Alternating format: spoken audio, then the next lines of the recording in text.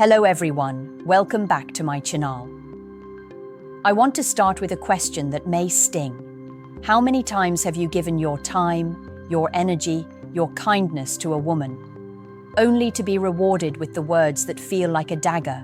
You're such a good friend. You sit there smiling, nodding, pretending you're okay with being her emotional pillow, when inside you're quietly screaming, "Why doesn't she see me as the man I am?" That confusion, that ache, that silent rage is something almost every man has felt. And if you're listening right now, I know you've been there, or maybe you're there this very moment. The truth is brutal, and it's not one society tells you honestly. Men are told that being endlessly nice, agreeable, and available is the golden key to a woman's heart. Movies feed you this lie. Songs romanticize it. Even advice from family or friends pushes it.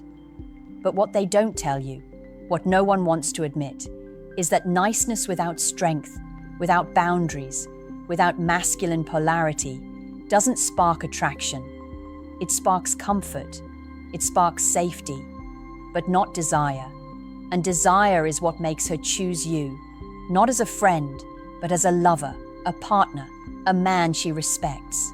You see, when a woman places you in the friend zone, it's not out of cruelty, it's out of instinct. Female psychology is wired to separate men into categories: protectors, providers, or partners. If you show up with nothing but endless giving, endless listening, endless yes saying, you're unconsciously showing her that you belong in the category of emotional safety net, not the man she dreams about late at night. She doesn't owe you attraction. She doesn't owe you intimacy. Attraction isn't a transaction, it's a reaction. And if you're living only to please, you're stripping yourself of the very edge that makes you magnetic. So here's the secret that should unsettle you. Women don't reject nice guys because they're kind. They reject them because that kindness comes with a hidden agenda. They can feel when you're waiting, hoping, begging silently for her to finally notice you. That pressure kills attraction. It's not your niceness, it's your lack of masculine clarity. The reason you keep ending up in the friend zone is because you confuse being wanted with being needed. A woman doesn't fantasize about the man she can lean on like a brother. She fantasizes about the man who awakens something inside her she cannot control. Think about it. When you drop everything to answer her text, when you cancel your own plans just because she hinted she might need you, you're signaling one thing: you are always available. And what is always available becomes ordinary, predictable, invisible. Attraction thrives in polarity, in the dance of mystery and tension. But when you erase that tension by serving her every need, you erase yourself as a man she could ever truly desire. Now, let me speak to the wound you've been carrying. Deep down, you believe that if you give enough, if you're patient enough, if you're endlessly good, she will finally wake up one day and see the depth of your love. You believe your devotion will melt her defenses. But let me break that illusion. Devotion without desire is nothing but friendship. And women don't fall in love with men they only admire. They fall in love with men they feel magnetically pulled to. This is where most men sabotage themselves. They try to earn love through effort, when in reality, attraction doesn't respond to effort. It responds to presence, strength, and self-respect. A woman wants to look at you and feel, "This man doesn't need me, but he chooses me." That is the difference. The man who operates from neediness suffocates her, even if he never says it out loud. She senses it. Female psychology is intuitive like that. She can detect when your so-called kindness is secretly bargaining for her affection. She may never call you out, but she knows.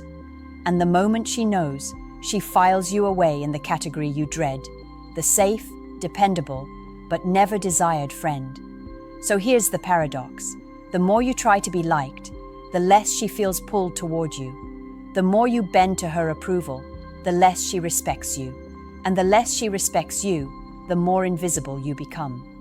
Respect is the soil where attraction grows.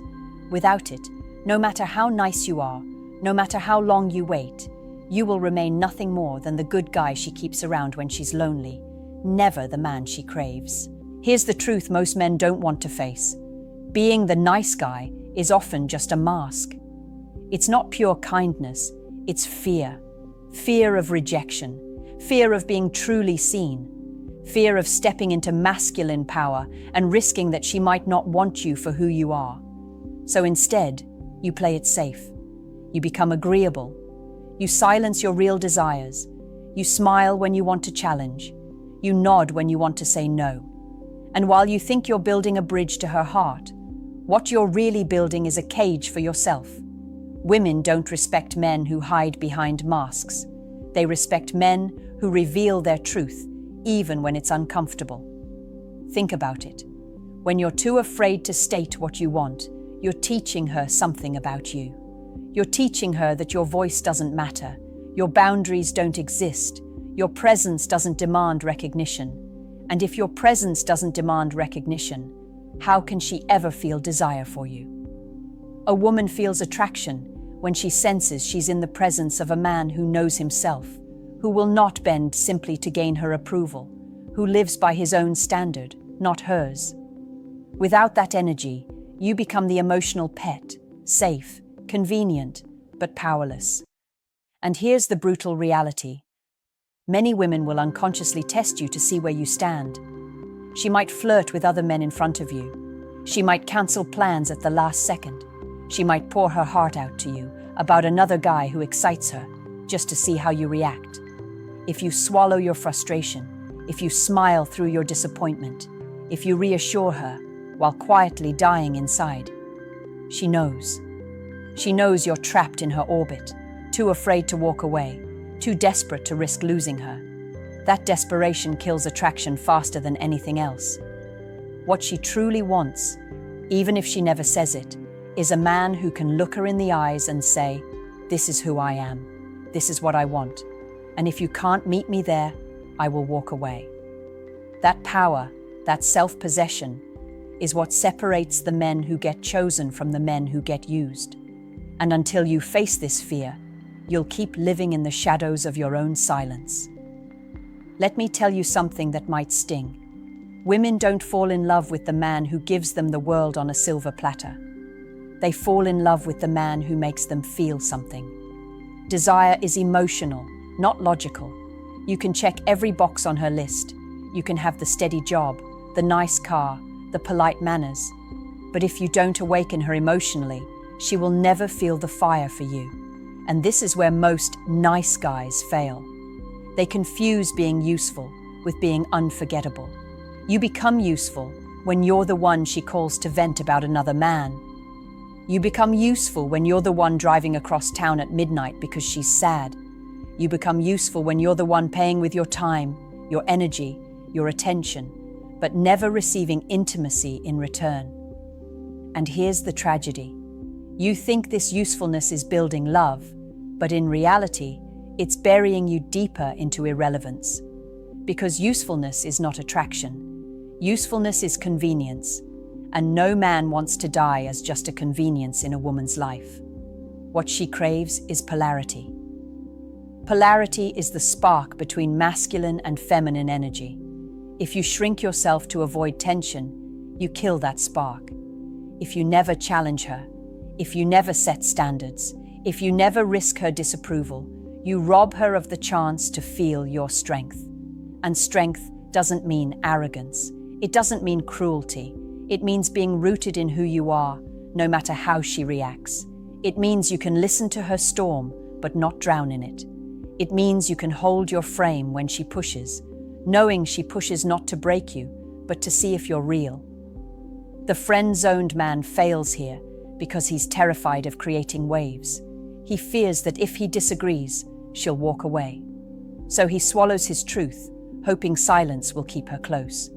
But silence doesn't build attraction, it builds pity. And pity is the kiss of death in desire. The man she respects, the man she craves, is the one who risks the storm to stay authentic. Because authenticity, even when uncomfortable, is irresistible. It's the rarest thing she finds in men today. and it's the only thing that can free you from the chains of being her safe little friend. Every man who has ever been trapped in the friend zone shares one common wound: the hunger for approval. You might not admit it, but deep down, you've been chasing a woman's validation like oxygen. You measure your worth by how she responds, by whether she texts you back, by how often she laughs at your jokes. And every time she ignores you, every time she chooses someone else, you sink a little deeper into that feeling of not being enough. This hunger is what keeps you locked in the role of the nice guy. Because you're not leading with strength, you're leading with need. And here's the ugly truth: neediness is repellent. A woman can smell it before you even speak. It's in the way you hover, the way you over-explain yourself, the way you linger too long, waiting for her attention. She feels it in the pauses, in the hesitations, in the way you say yes when you mean no. And instantly, her instincts whisper to her, "This man is not solid. This man cannot lead. This man cannot be trusted to stand in his own power." Attraction dies right there, not because you aren't kind, not because you don't care, but because your energy screams desperation. Think about the men she actually craves, the ones she dreams about, the ones who haunt her thoughts. Are they always the tallest, richest, or best looking? No, many times they're not. But they carry something you've been missing: certainty. They know who they are. They know what they want. They don't orbit around her mood like satellites. They set their own direction, and she chooses whether to follow. That certainty, that unshakable presence, is intoxicating. It's rare, and it's what transforms a man from forgettable to unforgettable. So here's the lesson you must burn into your mind. Stop begging for permission to be a man. Stop shrinking yourself to win points. Stop pretending your silence is patience when in reality, it's fear. Women don't fall for men who wait in the shadows. They fall for men who stand in the light of their own conviction. If you want to escape the friend zone forever, you must kill the hunger for approval and replace it with self-respect. Because respect for yourself is the only force powerful enough to command respect from her. One of the deepest mistakes men make is believing that attraction is built by giving more, when in reality, attraction often grows when you take away. Think about it. If you are always present, always responding instantly, always adjusting yourself to her comfort, you're stripping away the most powerful tool a man has: his absence. Women don't value what is constantly handed to them. They value what they feel they could lose. And most nice guys never allow a woman to feel that fear of loss, because they never risk pulling back. They think distance will push her away, when in truth, it's the only thing that can pull her closer. Female psychology thrives on emotional stimulation. If you're predictable, she may respect you, but she will not crave you. Craving comes from uncertainty, from tension, from the realization that your world does not revolve solely around her. This doesn't mean playing childish games or manipulating. It means living such a full life, such a purposeful existence, that she realizes being with you is not a privilege you hand out freely. It's something she must earn. And when she senses that, her attraction rises.